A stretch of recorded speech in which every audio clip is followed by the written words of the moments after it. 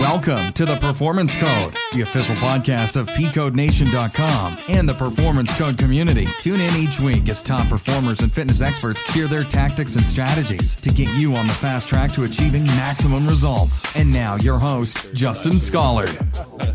That guy. Yeah, okay. Well, what's up, tribe? This is Justin Schollard, Performance Code Podcast. I got a special guest on today. He's a good buddy of mine. We work side by side here in Los Angeles. He's a trainer. He's also a lifestyle coach. And I find that really interesting because, you know, so much of exercise and being consistent and, you know, making sure that we are prioritizing this, we have to look at it as a lifestyle. We can't look at it as some sort of isolated thing. So my guest today, he is a CSCS, and that is a strength and conditioning specialist. So that's pretty cool. I mean, there's not that many of those out there. He also happens to have a degree in psychology. So I couldn't think of anyone better to talk about how to integrate lifestyle with exercise than someone who holds both of those degrees. He's done everything from like high school sports, typical basketball. I think you said you were all city. I was. You know, I know you have a lot of experience in CrossFit, and that's kind of my domain. And most recently, you stepped on stage as a bodybuilder, man. I mean, well, let's not say bodybuilder, more of a physique. Sorry, yeah, right. So I'm happy. I'm grateful to have the one and only Kenny Johnson on the show today. Welcome. AKA Coach KJ. And that's where you can find him, guys. Coach KJ. I think at Coach KJ? Yeah. All right. At Coach KJ. And Coach KJ knows. Because he knows something. Coach may not KJ know everything, but he knows something. Yeah, well, you know, you'd be surprised. You know quite a bit. So, I mean, this is interesting, man. You've kind of done it all, right? I mean, and this is sort of where this whole like fitness evolution I feel like is going. It's no longer the CrossFit camp. It's no longer the bodybuilding camp. It's not the Oli or powerlifting camp. It's like what happened to martial arts 20 years ago. It's this hybridization of everything. Right. You know, so now you're seeing CrossFitters doing bodybuilding. You're seeing bodybuilders throwing in cleans and jerks. You're seeing this like evolution of movement. And I feel like being in LA, we happen to be like on the cutting edge of it. Right. Wouldn't you say? I mean, because it used to be so far left when you say bodybuilders, and then you had your aerobics people and your power lifters. They were so far extreme on the other end. No one was in the middle. No one bridged that gap. Right. And I think when CrossFit came along, things really started to change. Like, you're like, oh, wait a minute, what's going on here? Yeah. You know, the initial stages of CrossFit was, you know, pretty much throw as much shit against the wall and see whatever sticks. But it was still different. It was great. But even before that, you had Ross training. You know, you had guys like that was throwing on a weight vest and doing 5 million pull-ups and then doing clean and jerks right after, and then doing wheel rollouts on his toes. And you're like, this guy's amazing. Yeah, and that's why I love talking to you, because you just have such a knowledge base of all this crap. Like for me, the CrossFit was sort of like the, you know, where it all began as far as like me understanding any other element of it. When I talk to you, you're like, oh yeah, this Ross guy was doing this 25 years ago, and I'm like, right. Oh, never even heard of him. Right.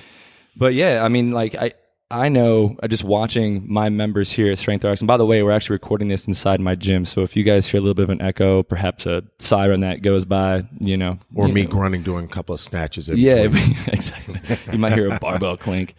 But I mean, I see it here with my guys, like all of a sudden their gym bag has pre, intra, post. They got I mean, it's like, whoa, you're taking a page out of like Muscle and Fitness now. Yeah. You got guys that are, after their sets of doing, you know, like a CrossFit class, or like they're probably advanced class, they're probably doing a set, like 4 sets of 5 bench press right after. You Absolutely. know, working on their powerlifting moves, working on their cleans, which is an Olympic lifting move. And then they're doing another AMRAP right after. They've already done a class. You're like, this guy's amazing. What the hell, bro? Yeah, we got the beasts. We got the crazy beasts where I'm looking at them like, you know, not so much. Especially like, you know, I'm not old. I'm 32, but I mean, even just in the last 5 years, I know my priorities have changed a lot. And, you know, I think this kind of ties into the whole like fitness as a lifestyle question. where I think people get involved with whatever they're doing, whether it's, bodybuilding or powerlifting or CrossFit or, whatever. And they get excited about the numbers, they get excited about the results. And then, they turn a page where they just look at it as, I need to just take care of myself and I'm in it for the long haul. And how can I really just make sure that I make this a lifestyle? And I know, like, even at 32, I'm feeling it. And if you don't mind, I think what's so impressive about you is how you're able to continue your level of fitness and conditioning, and you are over 40 years old. Right. How has your priorities changed now? I think the biggest thing is I want to be the best person possible for my wife. Oh. I enjoy being her rock as she is mine, and I want to set the tone as far as being a healthy and a healthier version. Because when she took me on, I was heavier. I was, I went through a divorce, living in Atlanta, doing training, you lose yourself, you lose your way. You're like, whatever, you're just getting by. And, moving back to LA is a different scene. I'm born and raised here, but it's, if you're not lean, you're not me, and I'm not working with you, and, I had to really take that into account. And then when we got together, she got together with me when I was heavier, and I was like, okay, well, each year I'm just going to become a little bit better. Then it really resonated before last year, because I said, you know what? I've never seen how far this body can go. I've never seen where it can go. I have a rock behind me. She's got me. She says she's down. Let's see what happens. I took that leap and see what it was like to get on stage, and see how lean I can get. I never knew how lean. Seen abs, but not, kind of abs. Right. But it was more than just abs. I mean, just to see the striation and density of your muscle and see, it was about dedication, really, honestly, and I realized that it wasn't just being motivated. It was being dedicated to myself first, being dedicated for her, and being dedicated for my clients so they can see, wow, I can make changes. I can see how far my body goes. I took that, what was it, the red pill or the blue pill? Whatever one gets you where you're meant to be. Whatever took you to that rabbit hole, Neo, so. And I think so many of us can relate, right? Like, so many of us we have one foot in, one foot out, but we don't commit to it. And, I think there's just these moments in life where the stars align and you have your support system. Maybe that's, in your case, that's your wife, and that's beautiful. In some people's cases, that might be their trainer, or it might be, a friend or something that encourages you to take that chance. And, I know just from watching you, I mean, I've done not to that extent. I mean, I used to be martial artist, and so we would train a lot. And then there was one moment in my life where I got as lean as I possibly could for like a photo shoot, all selfish reasons, but whatever. Right. I think that, like, it's so important to, at least at some point in your life, just go in, man. Just balls deep. Deep, bro. I mean, ankles in the back of your head. Let's go. And if anybody wants to see pictures of Kenny, you can just check out his Facebook page, because there's a few of them. I think it's just at Coach KJ Facebook page. There's a couple of them on stage there. Dude was so shredded. I mean, it's inspiring. I remember watching you go through this, and that was when you and I kind of first met about a year ago. Right. And you were like 16 weeks out, and then 12 weeks out, and then 8 weeks out. And as you were approaching, I mean, you were like, the celebrity of the gym. Everybody's walking up to you being like, oh my God, like, look at you, this is crazy. And it's a relatively short period of time.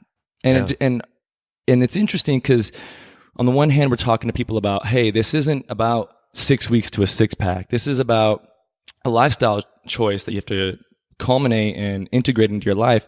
On the other hand, I think what you proved is that if you go 100% in, you actually can get there within a relatively short period of time. I mean, you were a trainer, but like you said, you were a little heavier than you would like to have been. Oh yeah. Oh, I was heavy. Yeah. It was a journey, and I think if we always accept this whole life that we live as a journey, and what experiences you want to get out of that journey. You'll get anything you want, but you have to have application in your journey. It just can't be, oh, I'm just going to get in the car and just, take my hands off the wheel and just drive. Right. No, you have to put your hands on the wheel, step on the gas pedal, and go through that journey. Yeah. Take control of your life. Man. That's it. And you can't, so either it's like, who's in the driver's seat? Are you a victim to life? Or are you, going to adopt the warrior spirit and take control of your life? That's right. And there's, that's the red pill, the blue pill, if you ask me. Yeah, definitely. So give us an example of like, what that was like for you, going through this, as far as like your morning routine, your diet, your training regimen, and then, how that intensified as you got closer and closer, to that stepping on that stage. Well, I think the biggest deal was, first and foremost, is nutrition. Right. If your nutrition is not intact, you're never going to get there. You're wasting time. I mean, we can train and we can work out hard any day, all day, but you're only going to maintain where you are until you change your nutritional habits. My biggest deal was I wasn't eating enough, and once I reached outside of my realm, and that was getting someone to help. I think, especially as trainers, we don't like to ask for help. Right. We know it all, and once I was able to get out of my own head and say, I don't design this, I'm not doing this, I'll have someone else do this for me. And Brad. then understand Brad. We had him on last week. Yeah. And this is an interesting topic, because I feel like so many guys, they want this body, right? We all know the body that everybody wants, right? It's this physique style, beach body type thing, right? And in our minds, I think a lot of guys get hung up because they think they got to diet. They got to train really hard. And they got to diet. When actually, and what Brad and I talked about, and you just brought this up, and I know from my own experience, it's like when we're underfed, our bodies actually hold on to weight. They hold on to fat because it's like, we're not starvation mode. So yeah, I mean, just eating enough sometimes will spike that metabolism. Yeah. I mean, and not only just eating enough, but eating good quality food, consistently, and building the habit of eating consistently. I think we still try to force feed at times and try to pull away at times, and low carb, no carb, X carb, Y carb, and no fat, high fat, low fat. Just build a balance. I mean, I spent the first 4 weeks, people say, oh, were you eating no carbs? No, I was eating carbs. I was eating plenty of carbs. Yep. I was eating a shit ton of vegetables, if you don't mind me cursing on this. Fuck yeah, I mind. Eating a ton of it. I mean, 250, 300 grams of vegetables. I was having my own separate container just of vegetables with every meal. And what was the reason for that? Just the theory? I mean, obviously we know about the micronutrients, vitamins and everything, but was there like the soluble fiber aspect of it too? Oh, yeah. Clean that body out, man. Right. Clean that body. Get all the macros, micros that you need that are going to help fill you up, give you that satisfied feeling, as well as cleanse the inside of your body. And drinking a ton of water. Right. We use water to wash our ass, but why don't we use it to wash our insides? Right. Totally. And you combine that with all those vegetables and all that fiber, and so you basically you just, even the great Lee Haney, what does he preach? You gotta poo. He always says you gotta poo well. Yeah. And he sells herbal cleanses. And that's his big deal still. And he's in phenomenal shape. Right. I met the guy's in his, almost 60. He still looks great. It's like Mark Sisson. Yeah. That guy? Yeah. Dude, 65 years old, fucking 8-pack. Right. It's insane. You know? Okay, so diet, huge. So give us an example. Like how many calories, what was the timing like? What was your macro breakdown? Not very good at the whole macro thing, because I put my focus into letting him design that. I got it. Literally walked away. I just said, this is what I'm eating at this time. period. So I would do, let's say 200 grams of vegetables, about 4 to 6 ounces of chicken, fish, or turkey. And I would do probably about roughly a half a cup of rice, or, about 80 grams of sweet potato or something like that. Almost every meal. Oh, wow. I was eating 5 meals a day, and I did that for about 4 weeks. I lost 10 pounds. But then once the body started saying, okay, thank you, we appreciate it, dropped a few pounds, then we started carb cycling. We started playing. And when we started playing hard. And the next 2 weeks, with a 3 low, 1 moderate carb day, I dropped like another 10 pounds in 2 weeks. So that's 3 days low. Yeah. And one day moderate. I like to say moderate because I wasn't eating a ton, super high carb, but I was eating enough that it helped replenish from those days that I was missing. Right. So I look forward to those days. Woo. Well, and this is an important topic too, because what you're saying then basically is you made a radical change. Right. That first month you saw results. Right. And then all of a sudden your body acclimated.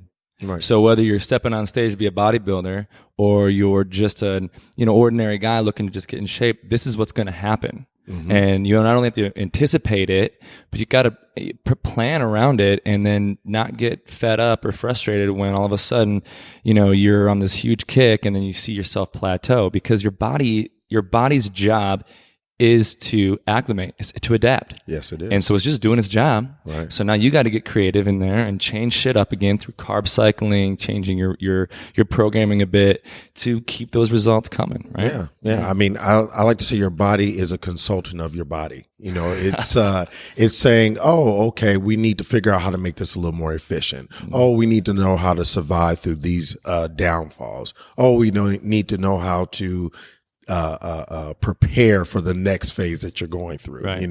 It's like it has its own little algorithm. It's like Facebook for itself. Yeah. I've never heard that before. And then, it's like, it's actually evolutionarily at a disadvantage to keep a high metabolism. Mm-hmm. So your body wants a low metabolism because that means you're going to be able to survive the lean times. Right. So now, fast forward, however many hundreds of thousands of years later, here we are, and we want a high metabolism because that means it's going to keep our body fat levels low. Mm-hmm. And we want that because that's what society says is desirable. When in reality, people with a high metabolism probably wouldn't last very long. They would eat themselves up in a survival situation, or in a sort of like, famine phase or whatever. So that's why it's so important to keep tricking your body into spiking up that metabolism through changing the movements up, changing your diet up, carb cycling, which I think is a really interesting topic. Yeah. And then, okay, so what was your training like then? I kept my training pretty basic. I came up working out with a lot of power lifters. So, I stuck to a lot of my powerlifting movements. Mm. I would reduce the amount of strict deadlift. I would focus more on RDLs, okay. Romanian deadlifts. I would, because I also worked with, doing CrossFit and, working with, OPEX. Oh. So I have kind of the mindset of doing a lot of time under tension, mm-hmm. Strict movements. I would throw in, as far as my cardio is concerned, a lot of times I would call it muscle cardio. So I would do a lot of AMRAPs. I would do a lot of what are they? EMOMs, things like that. I love EMOMs. They're my favorite, man. I know. I see you in the gym. You're like, oh yeah, I got 8 more minutes. So I got But I'll tell you though, like, being a trainer and being stubborn and not wanting to hire another trainer to train me, well, I look at my clock as my trainer. Mm-hmm. Like just today, I did a 20-minute AMRAP. I did Cindy because I didn't have time. I was in my living room. For those of you who don't know, Cindy is 5 pull-ups, 10 push-ups, 15 air squats, 20 minutes, as many rounds as possible.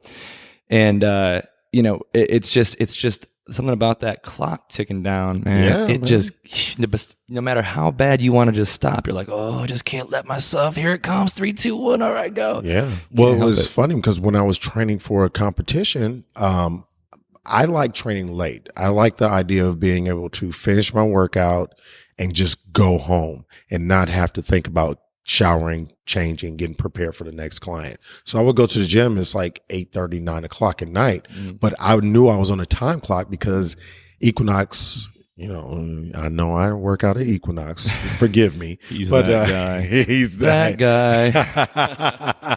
But I would work out instead of West Hollywood. I would go drive down to South Bay, which is closer to home, 3 minutes from the house. So I pass home to get there.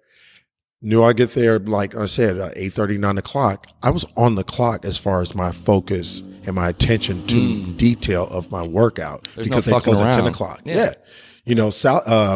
West Hollywood closes at 10:30. South Bay closes at 10. So I'm already wasting time. I could go up to West Hollywood, but I knew I would dick around. Yep. So let me go down to South Bay, focus on, over the ear headphones. That way people know, don't mess with me. Don't fuck with me. Exactly. Yep. Because they have to get in front of you to say something. Yeah. And I would grind. Workout, I knew exactly what I was doing. Put on one PlayStation, put my phone away. Don't look at it, and just grind. And okay, so this is great, because what you're saying then is you were anticipating, you were preparing, and you were planning. Yes. And that's something that I preach a lot of, creating this lifestyle around fitness. You can't wing it. You just can't fucking wing it, right? Like, you have to anticipate your week, anticipate your workout, anticipate how someone might approach you and talk to you. That's honestly why I work out at Muscle Mechanics more often than I do here, is because I can just be in my zone and no one's gonna fuck with me. If I'm working out here, it's I love my tribe, but they want to. They're your tribe. My tribe, yeah. So, but it's so important, and that is the lifestyle aspect, because it's such an integral part of your life that you will spend that 15 minutes every few days to think about, okay, well, what could possibly derail me? What could get in my way? How can I anticipate that and do a little damage control or preempt it, so that way it doesn't get in my way and I can still do my thing and take care of myself, as opposed to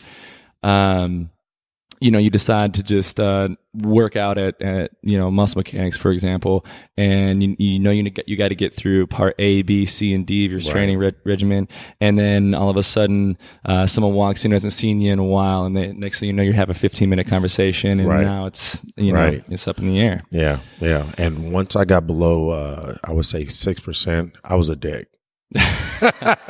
It was very challenging to talk to people. Yeah. People say, "Oh my God, you start to change." I said, "No, I didn't change. I just, things got more intensified and the casualness went away." It was almost like my id went away. It was, I had no filter. It was just here.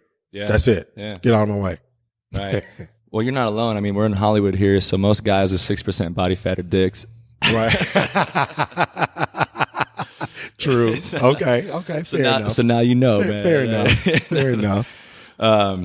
Yeah. So, all right. So you did the competition. How did you do, by the way? Did you? I didn't place. Okay. I didn't place, but I placed in many hearts, and I placed in my own heart. But who I knew gives a that. Shit? Yeah. Yeah. I mean, it was an NPC show. Okay. And, we all know NPC, well, may not all know, but, shows are shows.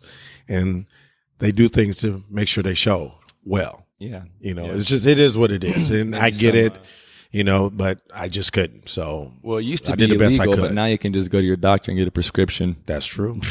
I ain't mad. Whatever. Right. But you still have to perform. Right. Whatever you're taking, whatever you're doing, you still have to perform. Yep.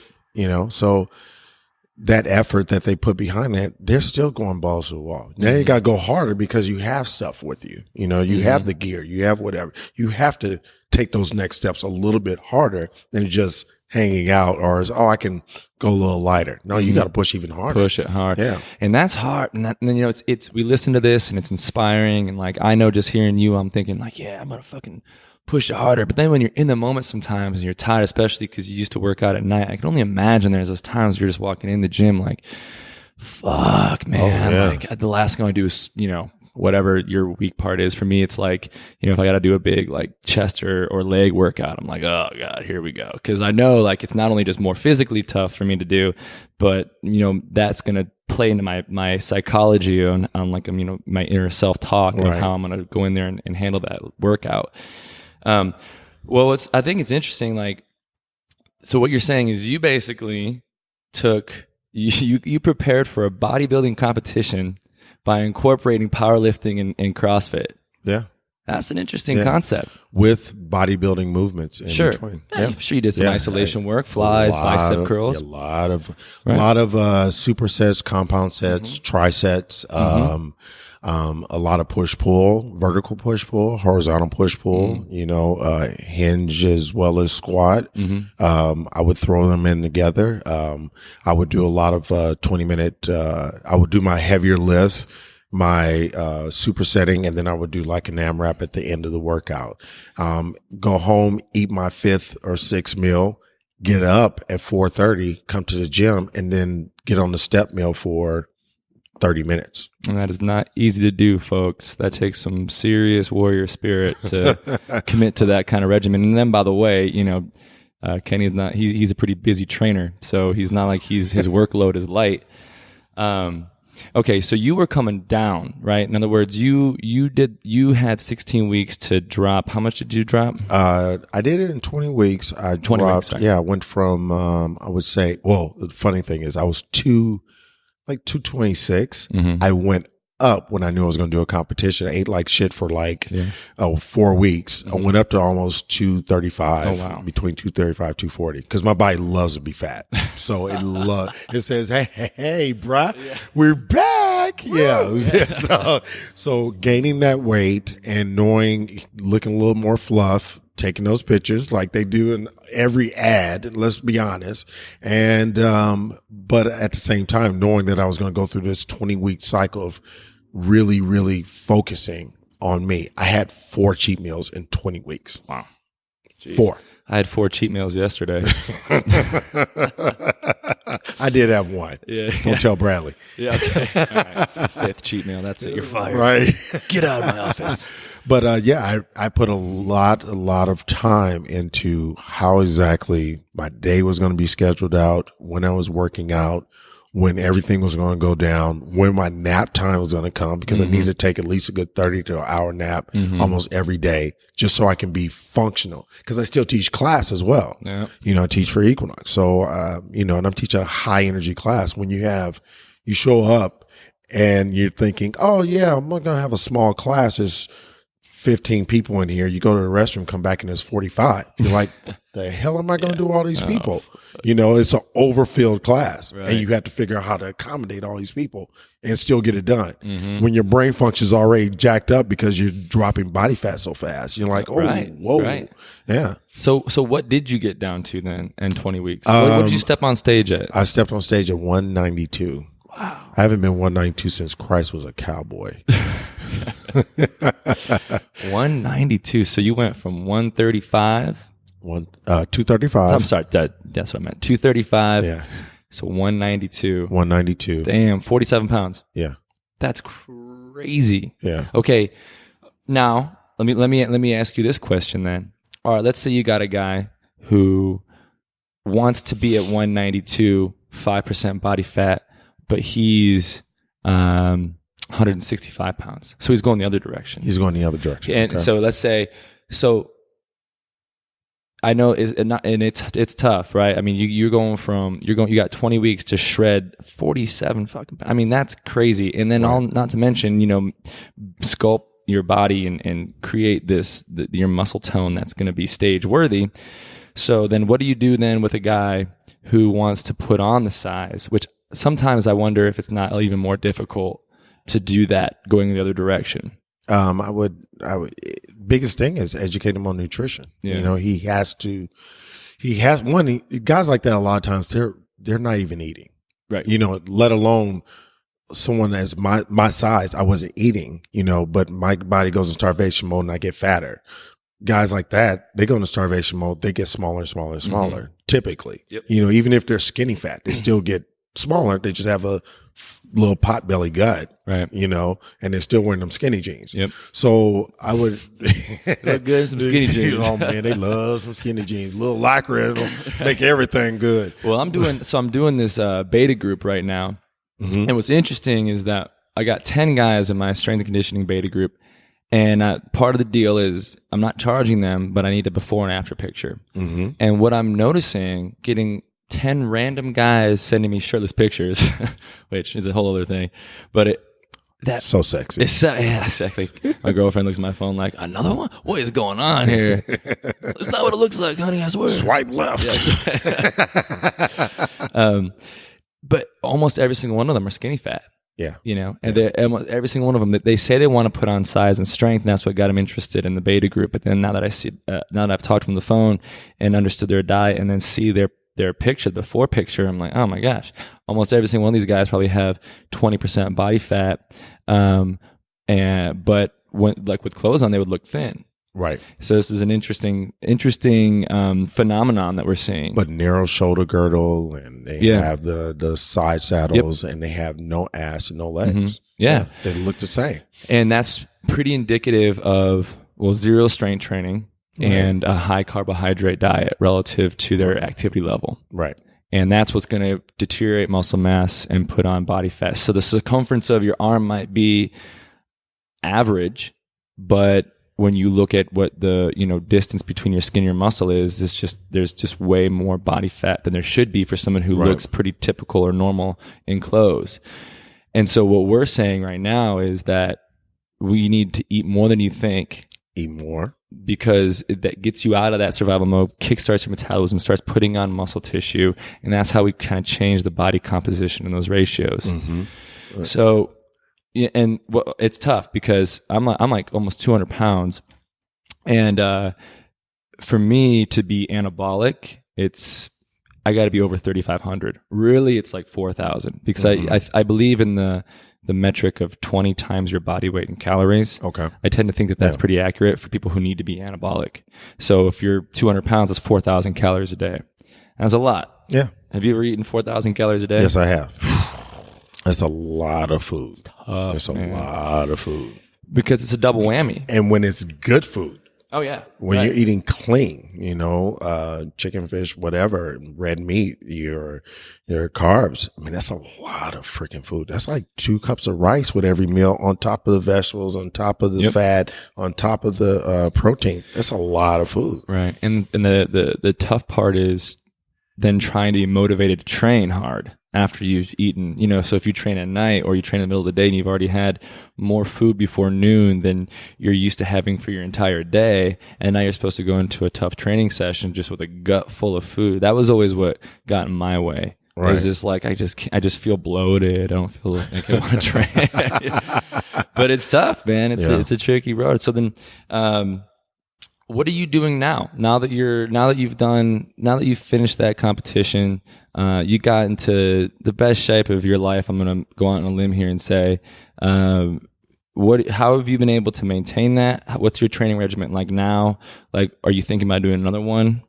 No more competitions for a while, just trying to, enjoy where I am, but at the same time, trying to challenge my body in different ways. So, I maintained that way for a long time. And right after show, it's really a mind fuck because you're like, I am so lean.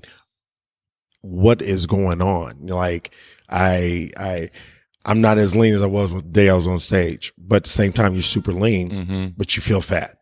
You're still dealing with the fat mindset and I'm heavier mindset. And that's the part that I had to get over first.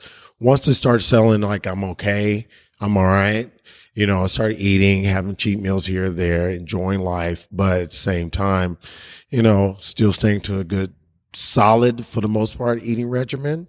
Went through the holidays, blow it out of the water for like 4 weeks. Yep. Now I'm kind of cutting back, but at the same time, I'm eating very clean, all the time. One cheat meal probably every 2 weeks. And I'm still lifting. I'm lifting like crazy. I enjoy lifting. I'm having fun lifting because I have a lot more weight on me. Like I've gone back up to, I've seen the highest of 224. Oh, wow. But a solid 224 versus the cutting 224, which was like, oh my God, this is a whole different 224. Now I'm like about 218. Yeah. And I'm stronger than I've been in a long time. Like yesterday, literally I pulled 435 off the floor. Wow. I haven't pulled 435 in Lord knows how long. Yeah. With no back pain. Wow, that's great. Because I'm old. Yeah. Back pain kicks in all the time. You're a perfect example of just how you're only as old as you believe you are and as you feel. And I think that so many folks and I even find myself doing this, like, everything hurts now or whatever. And it's like, well, no, it's just an opportunity for you to learn your body now a little bit differently. And, maybe all the other things you were able to get away with when you were younger, maybe you weren't eating your vegetables, maybe you could pull an all-nighter, you could work a 50-hour week or whatever. Now you just got to be a little bit more smart about the balance of your life, about this lifestyle that we're trying to create. Yeah. And, once you do that, you realize, oh, my body feels great still. It does. You're this close. You're like 1 inch away from it being really great again. You just kind of figure out where the holes are, what you're lacking to get your body to feel good again. Because as we get older, it's not going to put up with that same old shit that you were giving it when you were younger. Right. I always say injuries are opportunities for you to figure out how to be better. Yes, I've always thought that. I've always felt the same way. Now, whenever I tell a client that, they just think I'm copping out. Right. I'm like, no, listen, you look at it as an opportunity to grow. Yeah. But it's true. It's very true. Yeah. Like when I had adductor. I had adductor issues when I was getting prepared for show. I had to figure out how in the hell am I going to continue to train legs with this adductor issue. And, legs kept working. I figured out how to do a lunge. Can't do a lunge this way. I have to change my angle. I can't do heavy back squats with a wide stance and working on the depth. I had to do a more narrow stance and keep all the focus in the quads, which is what I needed anyway. Right, for the show. Yeah. Worked out. Yeah.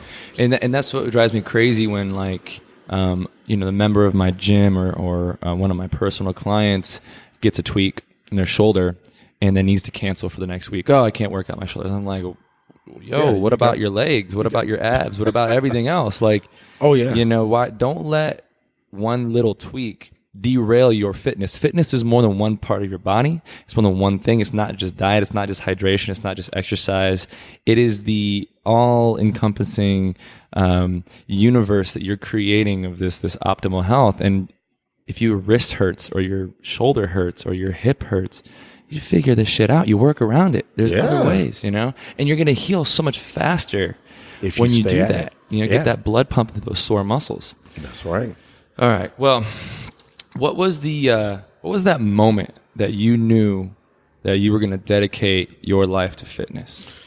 Interesting. I always tell the story when it was probably 98, 99. My first wife, I was working a sales job. And what ended up happening was I was talking to the church at that time in Atlanta that I was going to. I had a meeting with the pastor of the church, and I was trying to sell him custom men's clothes. That's what I was doing at the time. Believe it or not, I used to sell clothes. So by the way, Kenny's very fashionable, so it doesn't surprise me.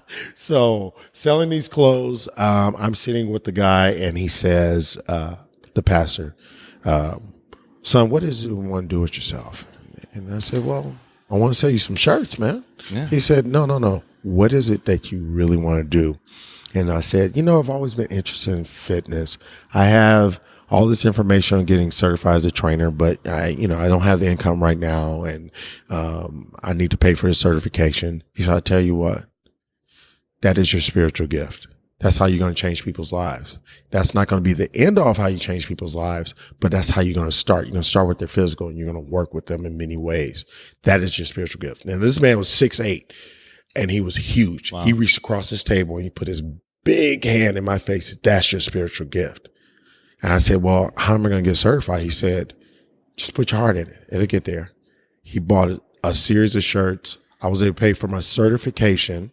I ended up getting fired from the company let's say I bought the certification on Wednesday. I ended up getting fired from the company on that Friday. I left, got my certification, paid for it on that Monday. The following week, was in another gym by the end of that week, training, and I started selling clothes independently on my own because I found a distributor to work with. Oh, wow. So I already had 2 jobs in 2 weeks after losing one. Man, That's a hell of a story. That's awesome, man. And by the way, I've been fired. I think any of you listening out there maybe have been fired. And the one thing that always seems to be the case is that it's the best thing that you could ever have happened to you. It's education. It's like life saying, stop it, man. Like, get the fuck out of there. Stop being a numbnuts. Yeah, this is not what you're meant to do. You're not supposed to be a host at this restaurant for the rest of your life. Right. Or whatever. That's awesome, man. Yeah. And when did you come out to LA? I moved back to LA in 2009. Okay. I was born and raised here. So, right. Yeah. You know, I'm a Dolphin. I'm a Pally kid. So, nice. Was transferred from the inner city, you know, the busing system back in the 80s, 90s. See, I can say 80s and 90s. I was born in the 80s, bro. Okay. Yeah, whatever. You know, hell, I was a latchkey kid. So, know, before there was a latchkey program.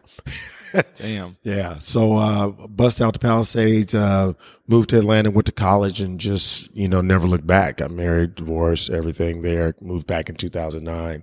This is home. It's always been home. Yeah. Love LA. Right.